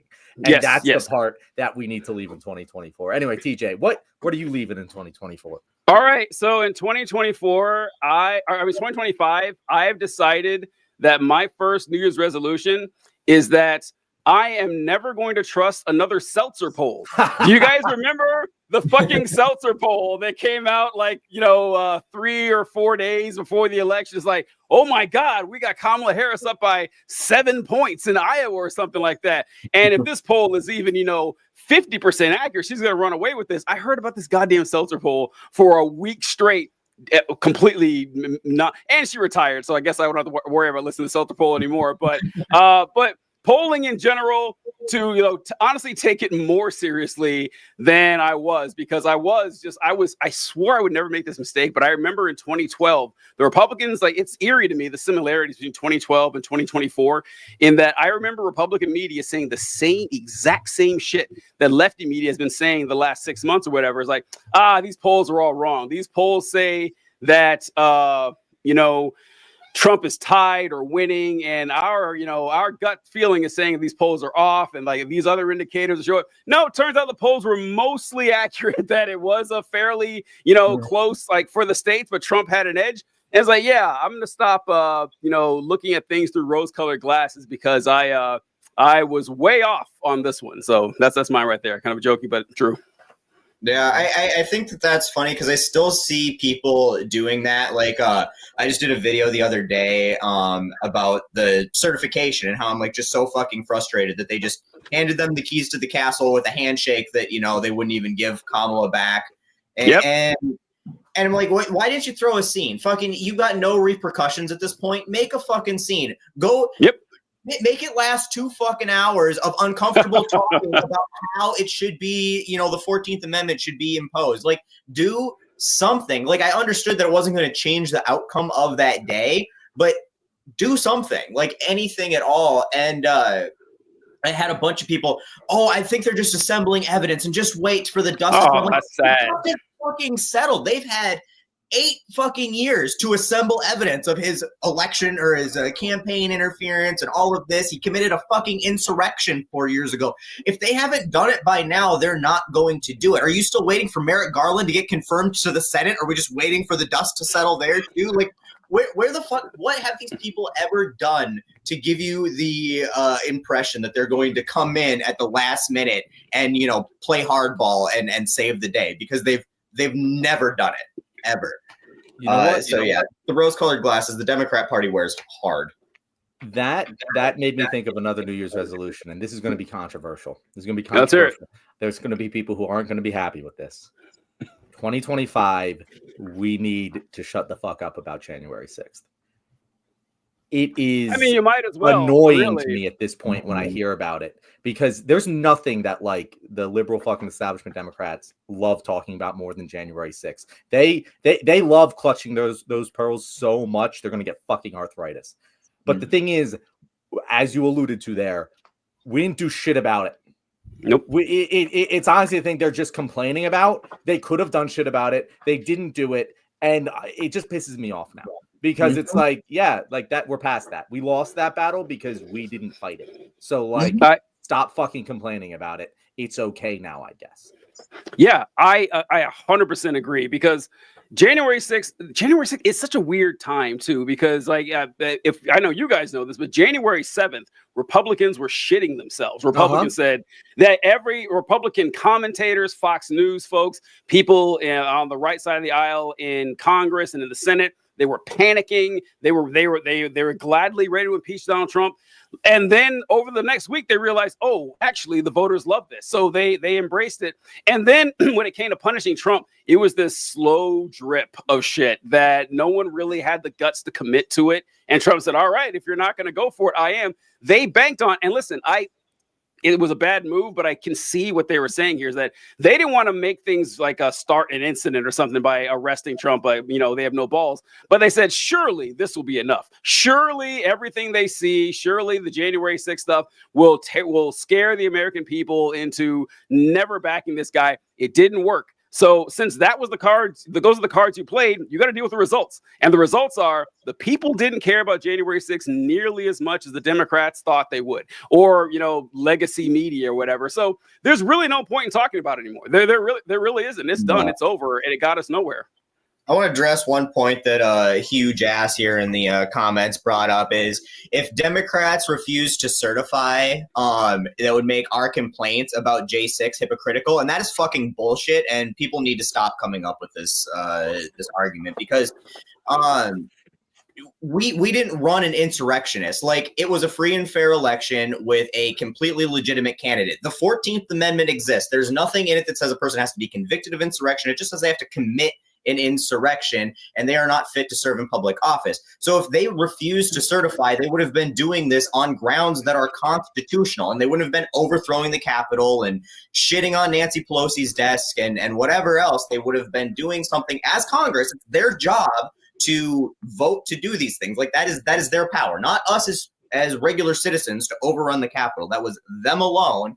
That would have not been hypocritical at all. That would have been them doing their job with the way that they interpret the Constitution, which is at least in some ways a perfectly legitimate way to interpret the Constitution. It wouldn't have stopped the certification from happening, but it would have been a protest that would have said, hey, we're willing to continue this fight and we're not just going to take this all laying down. And that was what we were hoping for. It's just something. Other New Year's resolution: recognize that hypocrisy is meaningless. It is. I get it. I don't want to be a hypocrite, but you know what? If it's going to accomplish the goals that I need to accomplish, if it's going to save people's lives, if it's going to materially change the fucking livelihoods of American citizens, go ahead and be a fucking hypocrite. I don't give a shit. They wouldn't, because I guarantee you, Mitch McConnell would have invoked the 14th Amendment 1,000 times. If he had the ground to do so, he would have done it. And you know how I know that they would do this and they wouldn't care? Because when Mitch McConnell wanted to delay a Supreme Court justice taking office, he said we should let the American people decide with the election. And then when he wanted to get a Supreme Court justice in, he said, well, fuck the American people. I don't give a shit. That's the people we're playing against. This is not like, hey, who can be right the loudest? This is who can materially change Americans' lives for the better. I don't really give a shit. If we can prevent them from winning in any way, shape, or form, we should do so, because that's the rules of the game that our opponents are playing. They're doing it. So, like, if they weren't doing it, I'd be like, you know what? We'll be good sports. They haven't been good sports. They won't even claim they're good sports. They're not trying. They don't. They literally say the literal justification that Republicans gave for that from Mitch McConnell was, "We have the power to do it. Fuck you." That's it. That's their entire belief system. You can't fight that without. Like, if you need to use hypocrisy to fight that, go use it. I don't give a shit. No one's gonna care. John, my second resolution, I had it written down here, or you can't see it, but the second resolution I wrote was start lying a lot more. That was honestly, it's right there. That was because it works. It fucking works. There's no, I don't see an incentive to play, like John said, play by the rules when the other side doesn't. That's just like you're signing your own death warrant. There's no reason for it. Like, oh, we mentioned before with Trump and his ridiculous, Gulf of United States thing and buying Greenland and stuff. I saw, I can't remember the senator, Republican senator, I think it was Rand Paul, but he said that, oh, Trump wants to rename the Gulf of Mexico and he wants to make Canada the 51st state. I can't wait to see liberals' head explode. That's it. That is all they're operating on. Like, it is not about anything good that's being done, any solving any problems or making people's lives better. It's just spite. So, like, if those are the people say what? Owning the libs. They exist to own the libs. But hey, on the bright side, all of the new lying that you want to do, there's no fact checkers anymore on Facebook for you to spread that information. So, I will also say about the lying thing, if they were afraid of lying because, like, they were, morally against telling a lie, that would be one thing. But they're not. They're just against telling certain lies, because they lie to us all the fucking time. They lie to us about Gaza constantly. They lie to us about what our fucking police do. They lie to us about what our fucking military does. They lie to us about fucking climate change. They lie to us. They're fucking signing on to the Lincoln Riley Act. They're saying immigrants pose a threat to our American society. That's a fucking lie, and they know it. If they were consistent with the no lying thing, I could at least respect it. But if you're only going to lie when it benefits you, but not when it benefits the American people, well, go fuck yourself. You might as well just lie all the time then. True. All right. Off to Wagon, did we hear your New Year's resolution? I don't think we got yours yet. No. And, I hadn't really spent, I looked up your list here, like, right before I got on, so I didn't spend a ton of time thinking about it. But I have, what I've done since the election is, previous to this, especially in the way that I interact with conservatives in the world and even in my content, is I tried to avoid making sweeping generalizations and just because they always call us like pedophiles and groomers and shit because you're a liberal and you support trans people existing and breathing air and stuff, and so therefore you clearly are a pedophile. And then I'm like, you guys voted for a pedophile and we're perfectly okay with Matt Gaetz, a person who has been caught sex trafficking children, being attorney general and shit. And I've taken down that righteousness and trying to, play a fair game and giving a shit about making them feel like there is a side for them to come to. It's like, no, if this is who you are, I will call you a pedophile and a child groomer and a racist. And like, to your face, you specifically are this now, and all of the people who did this because of the decisions you made. I give zero fucks, and because that's the game that they play with us, and that's kind of where I'm at. Like, if you don't touch children, you support people who do, so therefore you're the same boat as them, and that's the way you've treated us all this time. So what's good for the goose is good for the gander, I guess. On day number 1 of the Trump presidency, I don't even want to wait till the afternoon. I want the morning of day 1. I guess it's in the middle of the day. So Yeah. No more than 1 hour after inauguration, I need a cavalcade of fucking Democrats and every media pundit on the left side of the aisle to be calling for Donald Trump to release the Epstein list. Because why the fuck not, bro?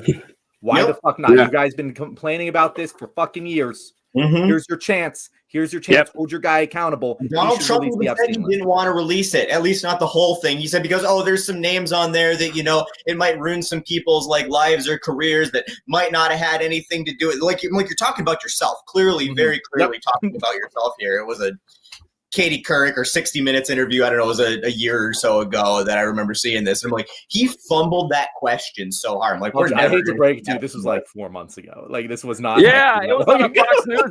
Yeah, we feels like a year ago. Yeah. Because the funny thing is about that interview, they asked him. They said, "Hey, would you release the Kennedy, investigation, 9/11 investigation? Would you release all the Epstein files?" He goes, "Yeah." Well, he said, "Yeah." Well, most of it, because, a lot of that stuff might not be true. There might be some people who might get caught up in there. I was like, buddy, that is the worst answer. Like, just lie at that point. I mean, you're so, of all times he didn't lie. That was a weird time to be like, yeah, well, maybe not. I'm not so sure. I don't want them to hold me to that. But you're right, John. I love this.